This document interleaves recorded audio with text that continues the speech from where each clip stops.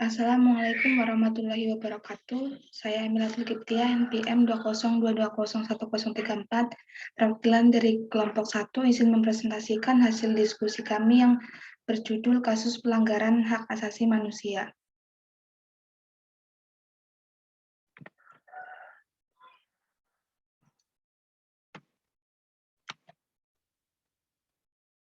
Nama anggota: Ilmi Mahrus, Marta Eki, Anjali Putri Permata, Karimah Fahmawati, Agitya Rahayuningrum, Aisyah Bila Cherry Octavia, Alia Kansa, Alia Sinta Dewi Maulina, Kofi Aprilia Putri, Citra Larasati, Emma Nurjana, dan Emilatul Kiptia. Tinjauan teori. Hak asasi manusia merupakan istilah dalam bahasa Indonesia untuk menyebut hak dasar atau hak pokok yang dimiliki manusia. Secara istilah, hak asasi diartikan sebagai hak yang melekat pada martabat manusia sebagai makhluk ciptaan Tuhan. Hak tersebut dibawa sejak manusia ke muka bumi sehingga hak tersebut bersifat fitri atau kodrati dan bukan pemberian manusia atau negara. Menurut teori hak-hak kodrati, hak asasi manusia adalah hak-hak yang dimiliki oleh semua orang setiap saat dan di semua tempat oleh karena manusia dilahirkan sebagai manusia. Hak-hak tersebut termasuk hak untuk hidup, kebebasan, dan harta kekayaan. Pelanggaran terhadap hak asasi manusia yang dapat dikategorikan sebagai perbuatan kejahatan atau tindak pidana, yaitu karena melanggar ketentuan hukum hak asasi manusia dengan dikenai suatu sanksi pidana dalam lingkup nasional maupun internasional. Pengaturan hukum mengenai hak asasi manusia atau nasional dan internasional pada hakikatnya sebagai rangka dalam melakukan pelindungan dan penegakan hukum atas hak asasi manusia. Prinsip hak asasi manusia ada yang berupa prinsip universalitas. Prinsip universal ini dimaksudkan bahwa hak asasi adalah milik semua orang karena kodratnya sebagai manusia. Prinsip setiap orang memiliki hak yang sama dan tanpa diskriminasi. Prinsip ini menyatakan bahwa setiap orang dilahirkan secara bebas dan memiliki hak yang sama tanpa dibeda-bedakan. Dan ada yang terakhir, prinsip pengakuan indivisibility dan interdependence of different rights.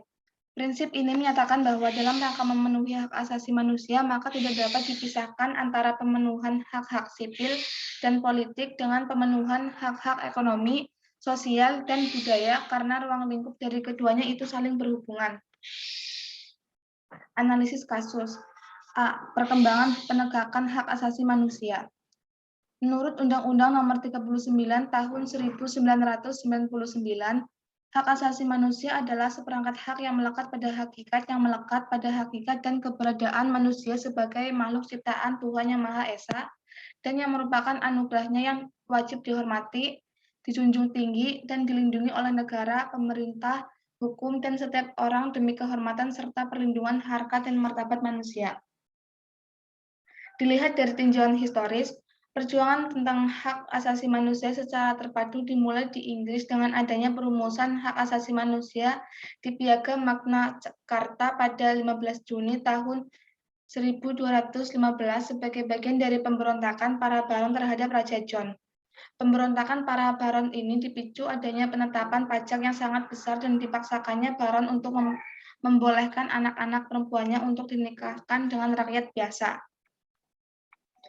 Dalam interpretasi generasi selanjutnya, yaitu rakyat Inggris menafsirkan bahwa hak harus memperhatikan hak-hak rakyat dan tidak boleh dilanggar oleh raja.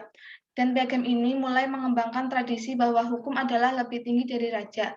Inggris kembali mempelopori pengakuan hak asasi manusia dengan adanya Petition of Rights tahun 1628.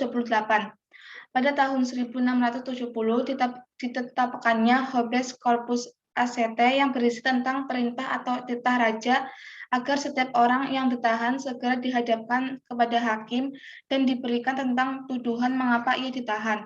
Hak-hak rakyat sedikit demi sedikit mulai dihormati secara luas.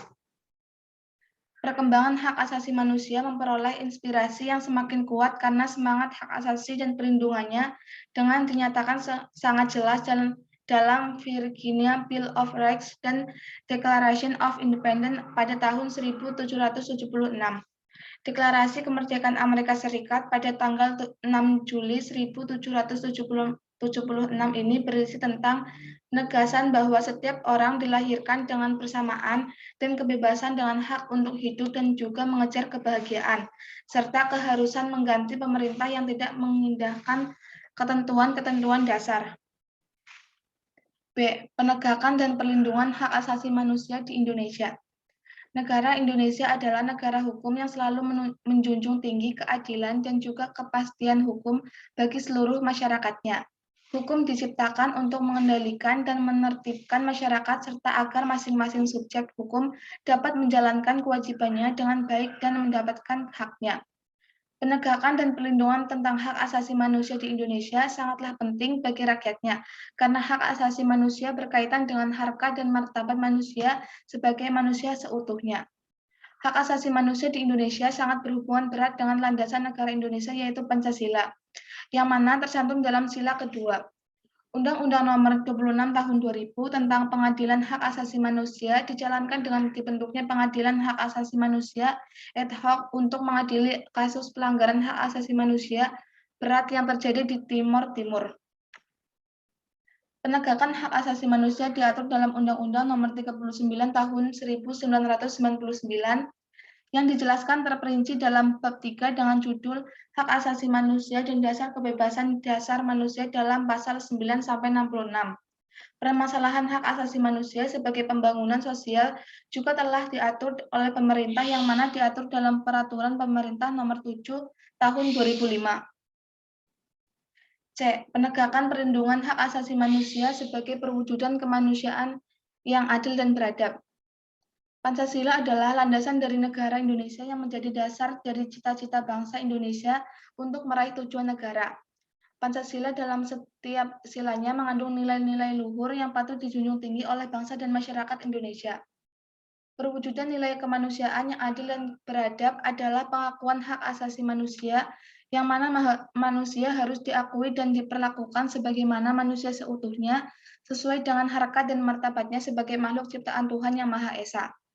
Penegakan hak asasi manusia apabila terrealisasi akan mewujudkan nilai dari sila yang kedua. Apabila penegakan hak asasi manusia terrealisasi, maka kehidupan masyarakat Indonesia dapat dipastikan akan sejahtera dan tidak akan ada keresahan yang timbul karena adanya pelanggaran hak asasi manusia. Penegakan hak asasi manusia merupakan perwujudan dari sila kemanusiaan yang beradab, yang memberikan kesamaan perlakuan dan harkat martabat kepada semua masyarakat Indonesia tanpa terkecuali, tanpa melihat apa jabatan, apa warna kulit, apa agamanya, dan masih banyak lagi. Sekian presentasi dari kelompok 1. Kurang lebihnya mohon maaf. Wassalamualaikum warahmatullahi wabarakatuh.